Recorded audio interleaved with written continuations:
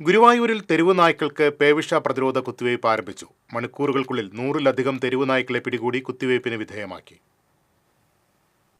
Pookode veterinary dispensary surgeon doctor CR പ്രശാന്തിന്റെ നേതൃത്വത്തിൽ livestock ഇൻസ്പെക്ടർമാരായ VJ Merly, Lijo Paul, attender Shyam Prasad, civil defence volunteer Prabeesh Guruvayur എന്നിവരാണ് കുത്തിവയ്പ് സംഘത്തിലുള്ളത്. കഴിഞ്ഞ ദിവസം കോട്ടപ്പടി ചേമ്പാലക്കുളം ക്ഷേത്ര പരിസരത്ത് പേയിളകിയ നായ മറ്റ് 6 നായ്ക്കളെ കടിച്ചിരുന്നതായാണ് നാട്ടുകാർ പറയുന്നത്.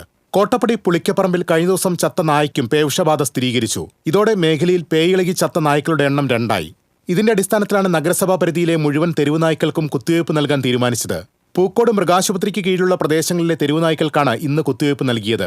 ഗുരുവായൂർ തൈക്കാട് മൃഗാശുപത്രിക്ക് കീഴിലുള്ള തെരുവ് നായ്ക്കൾക്ക് പിന്നീട് കുത്തിവയ്പ് നൽകും. ഏകാദശിയുടെ ഭാഗമായി ഗുരുവായൂർ ക്ഷേത്ര പരിസരത്ത് അനുഭവപ്പെടുന്ന തിരക്ക് കണക്കിലെടുത്താണ് ഈ മേഖലയിലെ നായ്ക്കളുടെ കുത്തിവയ്പ് മാറ്റിവെച്ചത്. ഗുരുവായൂർ നഗരസഭാ പരിധിയിൽ 600ഓളം തെരുവ് നായ്ക്കൾ ഉണ്ടെന്നാണ് കണക്ക്. പൂക്കോട് മേഖലയിൽ അടുത്തിടെ തെരുവ് നായ്ക്കളുടെ എണ്ണം ഗണ്യമായി വർദ്ധിച്ചിട്ടുണ്ട്.